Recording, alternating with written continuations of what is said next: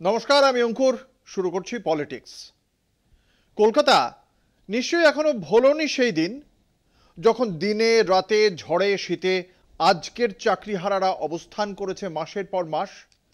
সেই দিনই ফিরে এলো এই মহানগরে আবার। শিক্ষামন্ত্রীর সঙ্গে বৈঠকেও লাভ হলো না কিছুই। এসএসসি ভবনের সামনে লাগাতার অবস্থান বিক্ষোভে চাকরিহারারা, পাশাপাশি চলছে অনশনও, চলছে খোলা আকাশের নিচেই। কেননা রোদ জল থেকে বাঁচতে ছাউনি লাগানোর অনুমতিটুকু পর্যন্ত দেয়নি পুলিশ। কতদিন চলবে এই অবস্থা?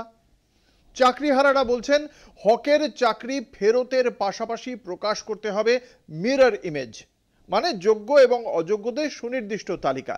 আর যতদিন তা না হচ্ছে ততদিনই খোলা আকাশের নিচে চলবে এই অবস্থান বিক্ষোভ। আর কতদিন, ঠিক আর কতদিন?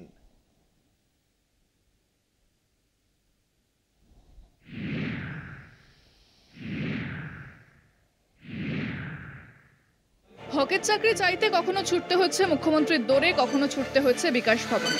অনশনের পথও বেছেছেন কেউ কেউ। দাবি একটাই, যোগ্যদের চাকরি ফেরানো আর মিরর ইমেজ প্রকাশ। এসএসসি অফিসের সামনে চাকরিহারা শিক্ষকদের অনশন দুরাত পেরিয়েছে। শনিবারও চলছে অনশন। অনশনের মঞ্চে যোগ দিয়েছেন সুমন বিশ্বাস, পঙ্কজ রায় এবং প্রতাপ কুমার সাহা। রোদ বৃষ্টি গরমে ফুটপাতেই দিন কাটছে অনশনকারীদের। মাথায় ছাউনির জন্য চাদর লাগানোর অনুমতি চাইতে গেলে পুলিশ তার নাকচ করে দেয়।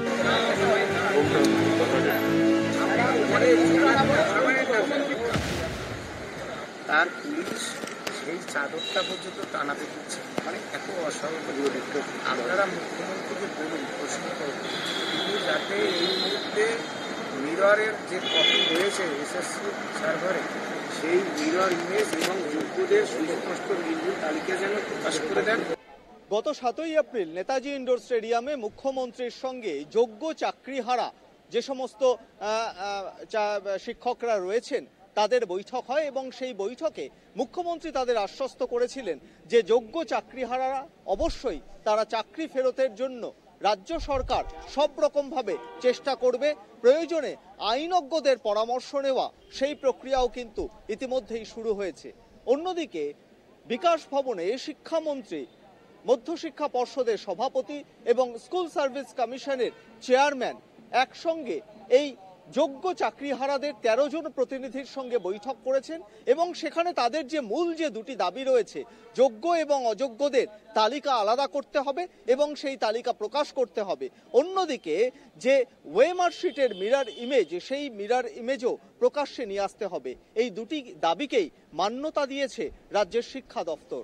তাদের সেই দাবিতে তারা একই রকমভাবে অনড় রয়েছেন। কিভাবে আমরা বিশ্বাস করব? কারণ তিনি তো এখন পর্যন্ত কোনো একটা পক্ষকেই বাছলেন না। কে যোগ্য কে অযোগ্য, এই দুই পক্ষের মধ্যে একটা পক্ষ তো বাছতে হতো সরকারকে। যেহেতু কমিশনের ওয়েবসাইটে অযোগ্যদের তালিকা দেওয়া হয়েছিল, বিগত হাইকোর্টেও জমা দিয়েছে এবং সুপ্রিম কোর্টেও সেই তালিকা দেওয়া হয়েছে, অর্থাৎ প্রত্যেকেই জনসমক্ষে সেটা অযোগ্যের তালিকা প্রকাশিত এবং সেটা পুরো একদম অযোগ্যদের লিস্ট জানা আছে, শুধুমাত্র যোগ্যদের লিস্ট নেই। এবং সেই যোগ্যদের লিস্ট তখনই আমরা পাবো যখন এই মিরর ইমেজটা এই যতজন পরীক্ষার্থী জমা দিয়েছে তার প্রত্যেকেই জানতে পারবে। আমাদের বক্তব্য, যত তাড়াতাড়ি সম্ভব যোগ্য এবং অযোগ্য লিস্ট রেডি করে প্রকাশ্যে আনুন এবং রিভিউ পিটিশন দাখিল করুন সুপ্রিম কোর্টে। এবং ওই যে 22 লক্ষ বা 23 লক্ষ বলা হচ্ছে, সেই ওএমআরগুলো প্রকাশ্যে আনুন এবং সেইগুলোকে নিয়ে সুপ্রিম কোর্টে রিভিউ পিটিশন দাখিল করুন এবং আমাদের চাকরি যাওয়ার হাত থেকে রক্ষা করুন। একদিকে মুখ্যমন্ত্রীর আশ্বাস, অন্যদিকে শিক্ষামন্ত্রী তাদেরকে বৈঠকের পরে যে যোগ্য এবং অযোগ্যের তালিকা প্রকাশের যে কথা জানিয়েছেন, তাতেও কিন্তু তাদের দাবি থেকে তারা সরছেন না। ক্যামেরায় লালটুর সঙ্গে সত্যসুন্দর ভট্টাচার্য, কলকাতা টিভি।